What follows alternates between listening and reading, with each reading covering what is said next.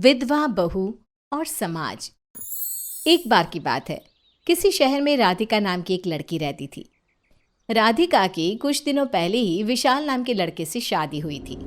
एक दिन विशाल राधिका को कार में बिठाकर उसे उसके मायके लेकर जा रहा था, लेकिन अचानक रास्ते में कार बंद पड़ जाती है। क्या हुआ विशाल? अचानक कार रुक क्यों गई? अब माफ़ करना, ये मेरी गलती है। जल्दबाजी में मैं पेट्रोल भरवाना ही भूल गया। अब चिंता मत करो, मैं आगे जाकर देखता हूँ। तुम यहीं कार में मेरा इंतज़ार करो। उसके बाद विशाल डिक्की से एक डिब्बा निकालकर पेट्रोल की तलाश में जाने ही लगता है कि अचानक एक बेकाबू हुआ ट्रक विशाल के सामने से आता है और उसे टक्कर मार देता है। टक्कर इतनी जोरदार थी कि विशाल उछलकर दूर एक बड़े पत्थर से जा टकराता है। विशाल बुरी तरह घायल होकर तड़पने लगता है। ये देख राधिका दौड़कर विशाल के पास पहुंचती है। उधर दूसरी तरफ ट्रक वाला वहां से भाग निकलता है। विशाल, ये आपको क्या हो गया? मैं किससे मदद मांगू? यहाँ तो दूर दूर तक कोई नहीं है। हे भगवान, मैं क्या करूं? उसके बाद राधिका किसी तरह विशाल को अपने कंधे पर उठाकर चलने लगती है, लेकिन थोड़ी ही देर में विशाल अपना दम तोड़ देता है। विशाल की मौत पर राधिका फूट फूट कर रोने लगती है। विशाल की मौत से राधिका को बहुत सदमा लगा था, लेकिन दूसरी तरफ उसकी सौतेली सास और ननद दोनों विशाल की मौत का जिम्मेदार राधिका को ठहरा रहे थे। तेरी वजह से मेरा इकलौता बेटा इस दुनिया में नहीं रहा। जब भी तेरी मनहूस शक्ल देखती हूँ तो मेरा खून खौल उठता है। जाकर काम कर, वरना मैं तेरा सर फोड़ दूंगी। दूसरी तरफ राधिका की ननद कविता भी छोटी छोटी बात पर राधिका को ताना मारा करती। फिर एक दिन, सुन मनहूस, अब तो विधवा हो चुकी है। तेरे पास जो भी गहने हैं वो तेरे किसी काम के नहीं है, इसलिए सारे गहने मेरी बेटे को दे दे। कम से कम इसकी शादी में काम आ जाएंगे। मम्मी जी, वो सारे गहने विशाल ने दिन रात मेहनत करके मेरे लिए बनवाए थे। मैं उन्हें अपने पास विशाल की निशानी समझकर रखना चाहती हूँ। मेहरबानी करके आप मुझसे गहने मत लीजिए। देखा माँ, कितनी बड़ी चालबाज है। गहने ना देने के लिए भैया का नाम ले रही है। अरे अब तो विधवा हो गई है, गहने और साज श्रृंगार से तेरा कोई संबंध नहीं है, समझ गई? चल सीधी तरह सारे गहने मुझे दे दे, वरना मुझे दूसरे तरीके भी आते हैं। मेरी बेटी ने बिल्कुल सही कहा। अगर तुझे सलामत रहना है तो सीधी तरह गहने दे दे, वरना मैं तेरी खाल खींच लूँगी। बेचारी राधिका के सामने कोई रास्ता नहीं था, इसलिए मजबूर होकर वो अपने सारे गहने कविता को दे देती है। अरे अलमारी में इतनी सुंदर सुंदर साड़ियाँ रखी हैं, वो भी दे दे, ये तेरे किसी काम की नहीं है अब। उसके बाद कविता गहनों के साथ साथ राधिका की सभी नई साड़ियाँ भी उठाकर अपने कमरे में ली जाती है। फिर अगले दिन जब राधिका रसोई घर में अपने लिए खाना निकाल रही थी, तभी कविता और ममता दोनों वहाँ आ जाती हैं। माँ, मैंने सुना है कि विधवा औरतों को सिर्फ रूखा सूखा खाना ही खाना चाहिए, इसलिए इसे ना सिर्फ रोटी और चटनी देंगे, इसके अलावा और कुछ नहीं। हाँ बेटी, ये बात तो तूने मेरे मन की कही। इतना ही नहीं, हम इसे सिर्फ एक वक्त ही रोटी खाने के लिए देंगे। आखिर ये सब क्या है? आप दोनों मुझसे किस जन्म का बदला ले रही हो? कम से कम मुझे पेट भर खाने तो दो। बेकार की बहस मत कर, ये हमारा घर है और यहाँ हमारा ही हुक्म चलेगा, समझ गई ना? फिर उस दिन से वो दोनों राधिका को सिर्फ एक वक्त रोटी और चटनी देना शुरू कर देती हैं।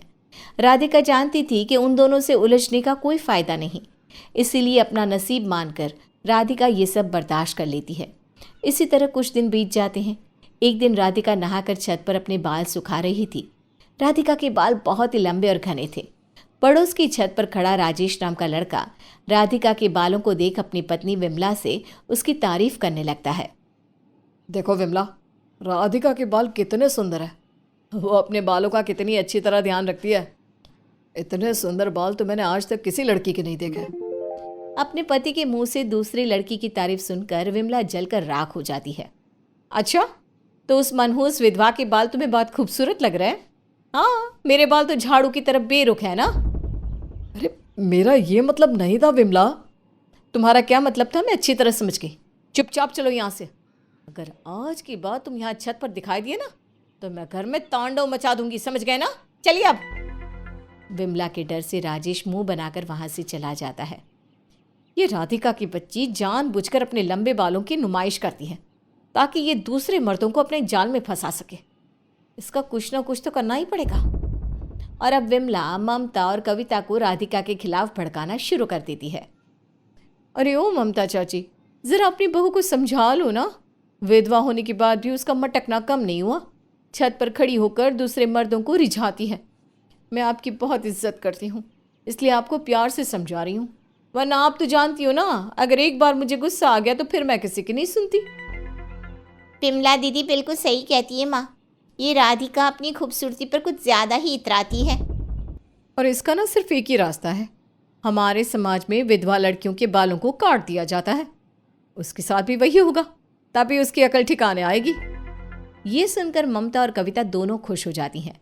अगले दिन ममता ढेर सारे विधवा औरतों को अपने घर पर बुलाती है। उन सभी औरतों के सर पर एक भी बाल नहीं थे। आए नालायक, इधर आ। इन औरतों को गौर से देख, ये सभी विधवा हैं। पतियों के मरने के बाद इन्होंने सारे सात श्रृंगार त्याग दिए और साथ में अपने बालों को भी कटवा दिया। इसीलिए आज हम तेरे बाल भी काटेंगे, तभी हमारे रीति रिवाजों का पालन होगा। नहीं मम्मी जी, आप चाहे कुछ भी कहें, मैं अपने बाल नहीं कटवाऊंगी। देखा माँ, इसने नखरे दिखाना शुरू कर दिए, लेकिन आज मैं इसकी एक नहीं चलने दूंगी। चलो सब मिलकर पकड़ो इसे, इसके बाल आज कट के ही रहेंगे। अब वहाँ मौजूद सभी औरतें ज़बरदस्ती राधिका को पकड़कर उसे कुर्सी के साथ बांध देती है। हाँ, अब ठीक है, अब ये कोई नखरे नहीं दिखा पाएगी। चलो नाई भैया, जल्दी से इसका सर सफा चट कर दो। ये सब गलत है, अरे कोई तो मेरी मदद करो, ये सब जानबूझकर मेरे बालों को काट रहे हैं। लेकिन वहाँ राधिका की मदद करने वाला कोई नहीं था। वो मदद के लिए पुकारती रही, पर वहाँ उसकी सुनने वाला कोई नहीं था। और देखते ही देखते नाई राधिका के सिर के सारे बाल काट देता है। अरे वाह, इसे गंजी देखकर मुझे ना बड़ा सुकून मिल रहा है। अब तो ये पूरी बंदरिया दिख रही है। राधिका रोते हुए दौड़ती हुई अपने कमरे में जाकर खुद को अंदर बंद कर लेती है और फूट फूट कर रोने लगती है। हे भगवान, ये तूने मुझे कैसी जिंदगी दी है। इस घर में मेरा जीना तो क्या, सांस तक लेना मुश्किल हो गया है। काश मेरे माता पिता जिंदा होते तो आज मुझे ये दिन नहीं देखना पड़ता। इसी तरह दिन बीतते हैं और राधिका की जिंदगी बद से बदतर होती जाती है। एक दिन राधिका के पड़ोस में रहने वाली नीलम नाम की एक औरत राधिका से मिलने आती है। सुन राधिका, मैं अच्छी तरह जानती हूँ तेरी सौतेली सास और ननद दोनों तुझे बिल्कुल पसंद नहीं करती। इसीलिए आए दिन ये दोनों तुझे परेशान करने का कोई ना कोई नया मौका ढूंढती रहती है। देख, अगर तू दिन भर घर पर रहेगी तो तुझे इनके अत्याचार बर्दाश्त करने पड़ेंगे। इसीलिए मेरी मान और सिलाई क्लास में जाकर सिलाई सीखना शुरू कर दे। इसका कोई फ़ायदा नहीं, वो मुझे कहीं नहीं जाने देंगी। वैसे भी इन सब का अब क्या फ़ायदा होगा। अरे बेवकूफ़, जब तू कुछ सीख जाएगी, अपने पैरों पर खड़ी हो जाएगी, तो इस नर्क से बाहर भी तो निकल सकती है ना। मेरी बात समझ, तेरा यहाँ से निकलना बहुत ज़रूरी है, नहीं तो ये दोनों माँ बेटी एक दिन तेरी जान लेकर ही दम लेंगी। राधिका को नीलम की बात जच जाती है। फिर उसी शाम राधिका अपने कमरे में रखे अपने गुल्लक को तोड़ती है। इस गुल्लक को तोड़कर मुझे बहुत ही कम पैसे मिले हैं, लेकिन कोई बात नहीं, कम से कम इससे सिलाई क्लास की फ़ीस तो भर ही सकती हूँ। मुझे ये करना ही होगा। उसके बाद राधिका एक सिलाई क्लास में एडमिशन लेकर वहाँ सिलाई सीखना शुरू कर देती है।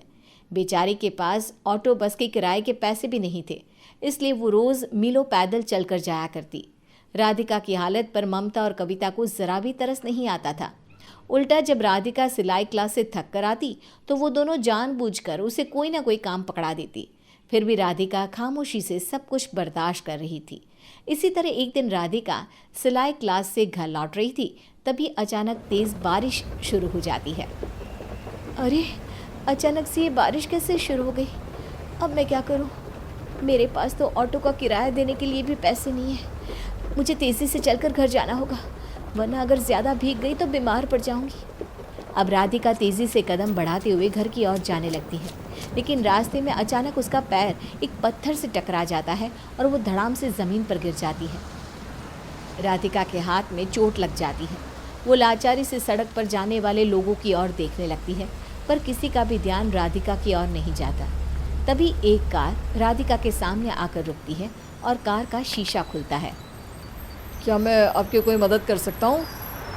पंकज की बात सुनकर राधिका झिझकते हुए इधर उधर देखने लगती है। मुझ पर यकीन रखिए, मैं कोई बुरा इंसान नहीं हूँ। यहीं पास में मेरा कार का एक गराज है। आपको परेशान देखकर मैं आपकी मदद करने आ गया। देखिए, आपके हाथ में चोट भी लगी है, ऊपर से तेज़ बारिश भी हो रही है। चलिए जल्दी से कार में बैठ जाइए। पंकज की बातें सुनकर राधिका को अपनापन लगता है और वो कार में बैठ जाती है। उसके बाद पंकज राधिका को एक डॉक्टर के क्लिनिक में ले जाकर उसके ज़ख्मों की मलहम पट्टी करवाता है। मेरी मदद करने के लिए आपका बहुत बहुत शुक्रिया। अरे शुक्रिया की क्या बात है, इंसानियत के नाते आपकी मदद करना तो मेरा फ़र्ज़ है।